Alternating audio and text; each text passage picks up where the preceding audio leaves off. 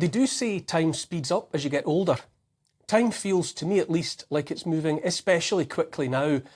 By that I mean events of world-changing significance are coming at us one after another with no breathing space in between. It's enough to make a person's head spin. I don't know about you, but I struggle just to keep up with what I'm being told, which official version of events I'm supposed to accept. In the December 2022 issue of Time magazine, Ukraine President Volodymyr Zelensky was named Person of the Year. The message was clear and unequivocal. He was officially to be loved in those days and without question. His cause was presented as all but holy. The order from on high was that Zelensky was the embodiment of all that was good, brave and honourable. He was, we were told, from every screen and stage, fearlessly and almost single-handedly defending democracy. World leaders and A-list celebrities queued for the chance to be seen in his presence. Fast forward to an article in last month's issue of the same magazine, and Zelensky is described as delusional on account of his continuing belief that he will achieve ultimate victory over Russia. Quote, he deludes himself, a Zelensky aide apparently told a Time journalist. We're out of options, we're not winning, but try telling him that. Correct me if I'm wrong, but I'm pretty sure that the last time I looked, we were being assured every minute of every day by every organ of the mainstream media that victory over Russia was all but inevitable, just as Zelensky has continued to say. Furthermore, the official message was that Russia had really always been our enemy. A real-life Nazi was treated to a standing ovation in the Canadian Parliament in front of a grinning and clapping Canadian Prime Minister Justin Trudeau in recognition of the fact he had fought against the Russians in World War II. It was a rewriting of history, inviting an assumption that, in truth, we had always been at war with Russia, whether we knew it or not. The inference to be drawn was that Ukraine's war with Russia was a continuation of a greater, older war against that nation, and that final victory was Ukraine's destiny and our only hope of salvation in the face of an always evil empire. Do you see what's happening here?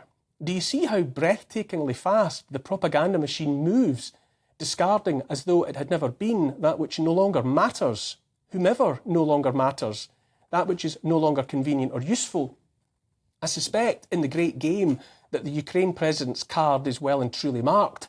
Zelensky, your bus is leaving. Destination Dumpsville, population you. When war broke out in Ukraine, some of us thought it seemed a bit convenient that just as the pandemic ran out of steam, that there was something else to distract and frighten everyone out of asking any more questions about the damage done by the official response to COVID. But it seemed that anyone with questions to ask about the history of the region was to be shut down. The moving finger writes, and having writ moves on, wrote the Persian poet Omar Khayyam about the remorseless and irresistible nature of fate. Nor all your piety nor wit shall lure it back to cancel half a line, nor all your tears wash out a word of it. In the world of geopolitics and international intrigue, the propaganda machine is the tireless servant of the rich and powerful in pursuit of their aims.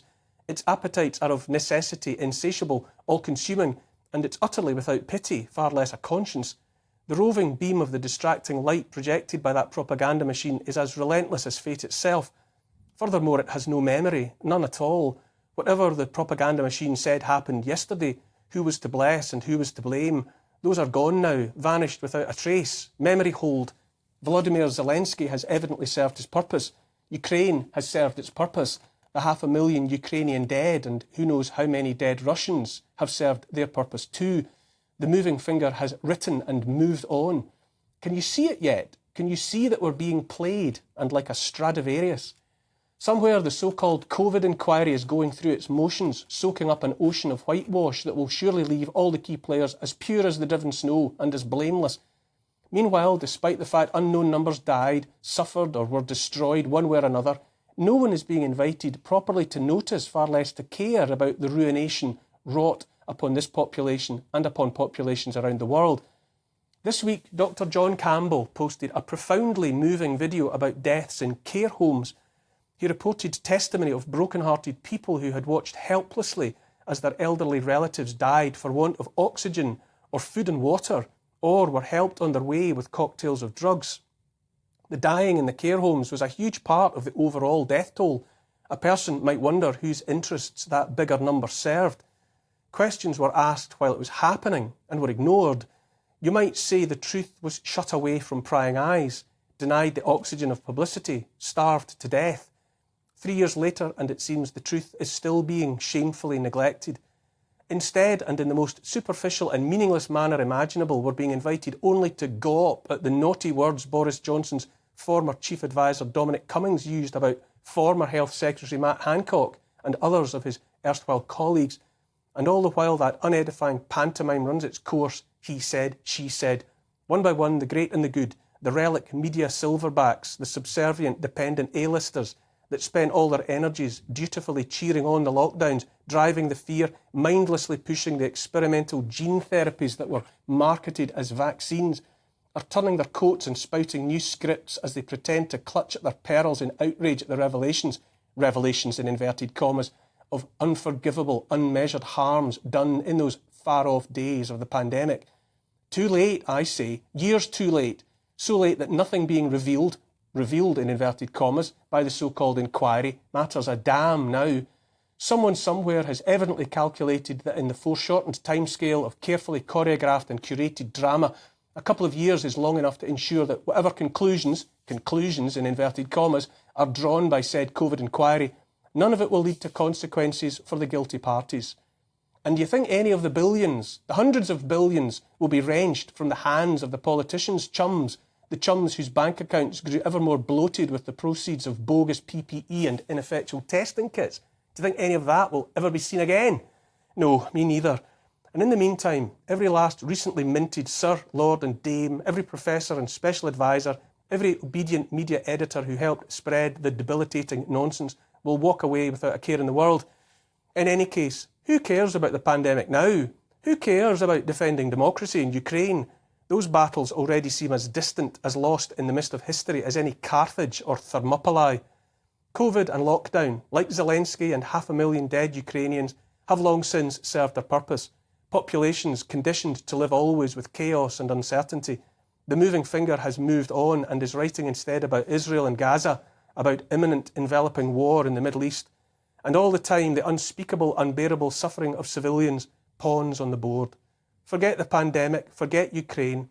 Turn all your trusting attention now to what the same voices say is happening in the Holy Land. This is the only thing that matters, the only show in town. And so I ask again, do you see it yet? The same powers that be and the same media that lied and spread misinformation and propaganda about COVID and about lockdowns and face masks and the war in Ukraine are now shouting from the rooftops the desperate odds around the clock about what we must accept and trust about the next thing. Across the pond, Americans were told Donald Trump had colluded with Russians to gain power. Exhaustive inquiries proved he had not. The contents of a laptop belonging to Hunter Biden were deliberately suppressed by compliant social media moguls, lest the revelations harm the election hopes of the big guy, Joe Biden.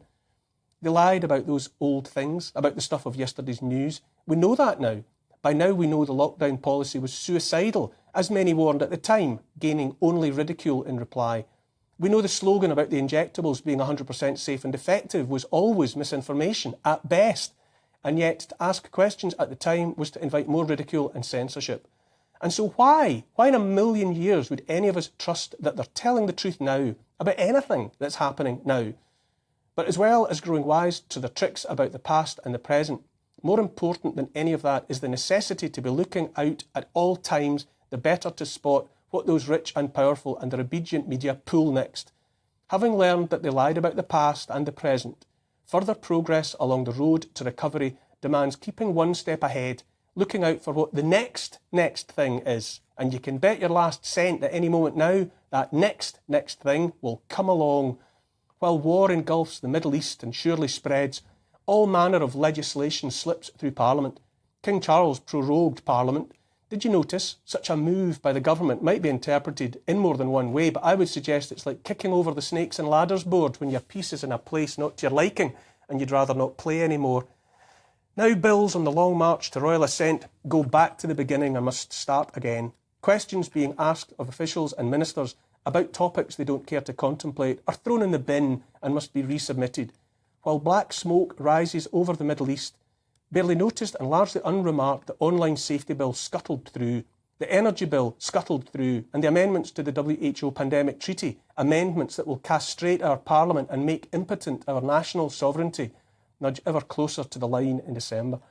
All of that happened while too many were distracted by pandemic lies, by a war in Ukraine that enriched the few at the expense of the lives of the millions. And as for what's being prepared for our detriment while the Middle East is on fire, well, your guess is as good as mine. Here's the thing, the past is past and the present is gone before you know it. What matters is to look ahead, to the future. Energy crisis and blackouts this winter, anyone? Maybe food shortages or a financial crash. But hey, why trust me? I'm just a conspiracy theorist.